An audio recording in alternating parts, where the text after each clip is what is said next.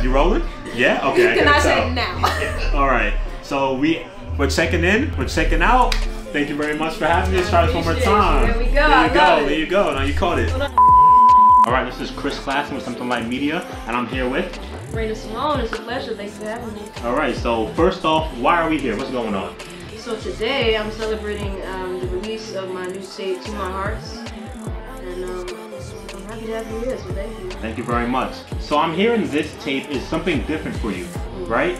Can you talk about the challenges you had with making this tape?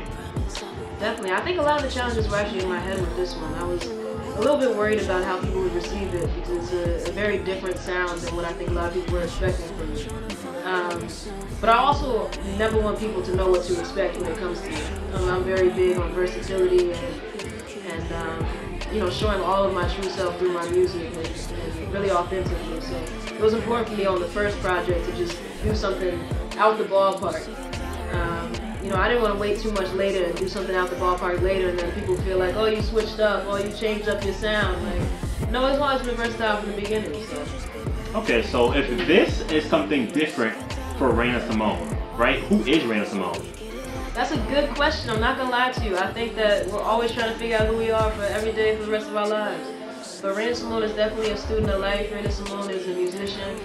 Raina Simone is somebody who cares a lot about community.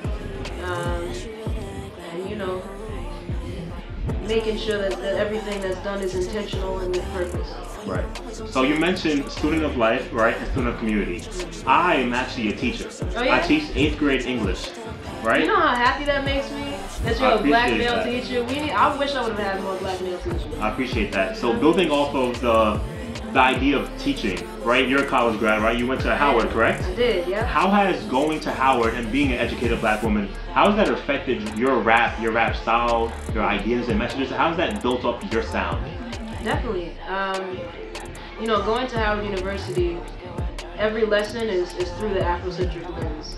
So even if you're in like a math class, you know, you're going to be learning math through an Afrocentric lens, as dynamic as that sounds. And I think that shows through in my music too. You know, I think a lot of my content is through that Afrocentric lens still. That's very much so within me, a teaching that's in me. And you know, I definitely have to credit Howard partly for that. That's great. Shout out to Howard. Sure. So final question, right? Once again, because I'm a teacher, what message do you have for the children out there? Because I have a lot of kids who are like, I work in Brownsville, right? So Brownsville has the highest poverty level and it has the lowest education level. All the kids want to be rappers, basketball players, right? That's not our job to tear that idea down, but what message do you have for these kids who want to be like you?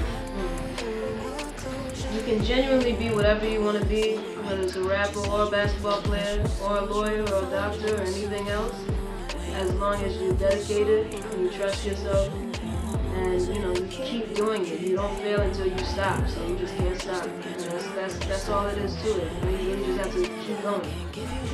Thank you. I appreciate it. So this is CClaxton once again, Something Like Media. I'm checking in, I'm checking out. Thank you. Thank you for having me. You rolling? Yeah? Okay. Can I say it now? All right. So we're checking in, we're checking out. Thank you very much for having me. Let's try this one more time. There we go. There you go. Now you caught it.